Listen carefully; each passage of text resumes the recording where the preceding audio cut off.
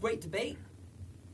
Good Omens came out recently. It was an adaptation of Sir Terry Pratchett and Neil Gaiman's old bestseller, Good Omens, of the same name, or the nice and accurate prophecies of Agnes Nutter, Witch, which was a fantastic book, and it made a fantastic radio play, and I'm sure it made a fantastic TV show. I've just been too busy with exams to watch it. And I've only seen 2 episodes, but those 2 episodes might be the best episodes of the series. And like David Tennant and Michael Sheen headlining it, they are utterly brilliant from what I've seen, so I'm looking very much forward to watching it. But there are a whole bunch of other books out there that haven't got their adaptation yet. They're like dream adaptation. But this one had Neil Gaiman actually at the helm adapting his own work, bringing it to the screen, which was very interesting. There have been some conflicting reports as to how well that works when people do it, but I think in this instance, on the whole, it seems to have gone rather well. So we scoured the whole world of literature, by which every single book ever written. Yes, that we can confirm that we've done that, and we've decided what the next one absolutely has to be. Yeah, that's what we did. Totally. Michael Bauer, do you have any? Yes, I initially wanted to. There is a book out that focuses on Dr. Dre's life. Okay. And they focus on where he grew up and him basically moving from out of Compton into the mega stardom that we know.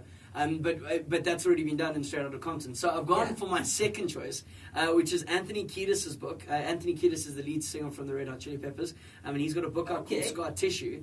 And is it a fictional book or is it a book? It's an autobiography. It's an autobiography. It's a story about his life. But in the first, let's call it 6 pages, he describes how he started smoking marijuana at the age of 11.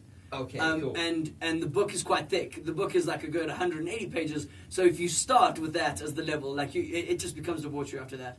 Fair enough. And does it have like a plot arc that you reckon would like lend itself? Well, to yeah, it deals with the band of the Red Hot Chili Peppers and how they started out as a funk band, then they moved into like a hip hop funk band, and then they eventually ended up creating the sound that we now know as the Red Hot Chili Peppers.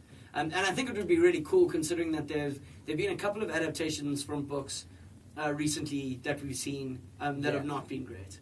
I mean, like Good Omens was good though. Yeah, Good Omens is fantastic, but I'm referring to like some of the Netflix adaptations that we've got.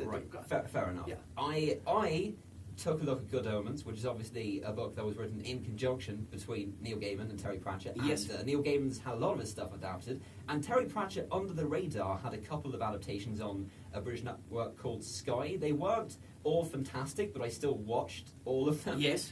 I would like to see that done properly. I would like to see proper Discworld adaptations at a much more competent level. That some of them are great. Like Hogfather is literally a word for word recreation. Yeah. But that's not a great way to adapt a book sometimes for various reasons. Like it's a 3-hour film. So if you're not familiar with Terry Pratchett, Terry Pratchett is one of the world's most famous fantasy writers. And if you're not familiar with his style of writing, it's very difficult to get through a book. It can be. The whole conceit of the Discworld will be hard to do, which is why I think it will be great as a show. Like a couple of seasons of television show could actually do it.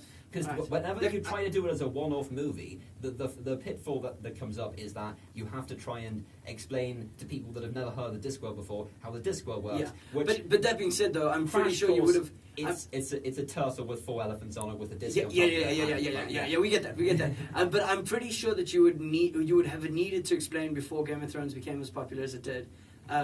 What happens in Westeros, for example. Yeah, but they still pulled it off. They still exactly. pulled that show off. So what I'm saying is I don't think you would necessarily need to worry. I'm actually going to give you this one because I think I'm the only person in the entire world who actually wants to see Scar Tissue made into a movie.